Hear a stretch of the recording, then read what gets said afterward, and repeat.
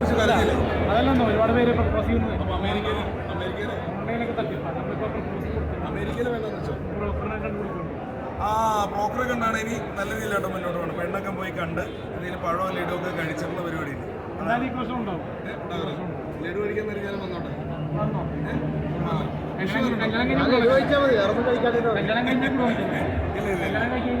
ഇയാള് പിന്നെ വീണ്ടും പിന്നെ പപ്പയുടെ കൂടെ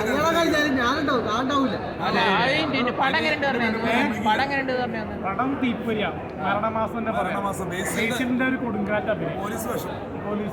കാരണം ഇന്നവരെ മലയാള സിനിമയിൽ അത്രയും ചെയ്യാത്ത അത്രയും പോലീസ് വേഷം ബേസിൽ ചെയ്തിരിക്കുന്നു. പിന്നൊരു കാര്യം ഉണ്ട് കേട്ടോ, കാരണം ബേസിന്റെ ഹൈറ്റ് വെയിറ്റ് അത് കാണുമ്പോൾ തന്നെ ശരി അല്ല നല്ലൊരു വേഷം ചെയ്ത് ഇവൻ വണ്ടിയൊക്കെ ഓടിക്കുന്ന കണ്ടിട്ട് ഇവൻ പണ്ട് ഓടിച്ചു. ചേട്ടാ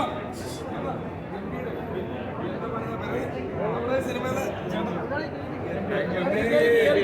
ചേട്ടാ രണ്ടു വാക്ക് ചേട്ടാ വേറെ ലെവലായി പോയി. ഞങ്ങള്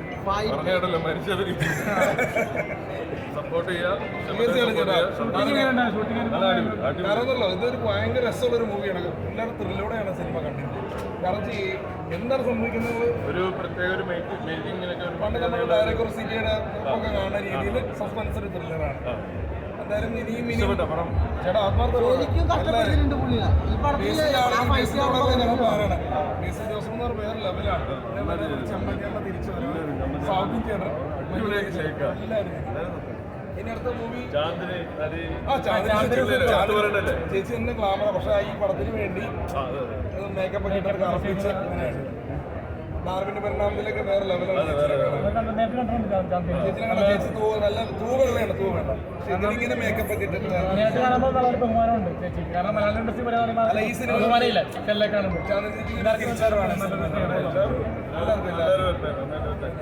ഡയറക്ടർ ശ്രീരാജും പുതിയൊരു ഇതിന്റെ ഒരു വേറെ രീതിയിലുള്ള അൻവർ റഷീദിക്കാട് ഒരു നല്ലൊരു നിർമ്മാണമാണ്. കാരണം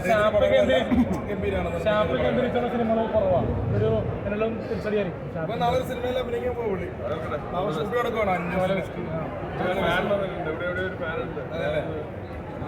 അപ്പൊ റിയാസ് മോഹന്റെ ജോലസിന് വേണ്ടി പ്രാർത്ഥിക്കും. ഞാനും കുഞ്ഞു വേഷം ചെയ്യാൻ ഒരു ഫോട്ടോ ഒരു ഫോട്ടോ ചേട്ടാ ഒരു ഫോട്ടോ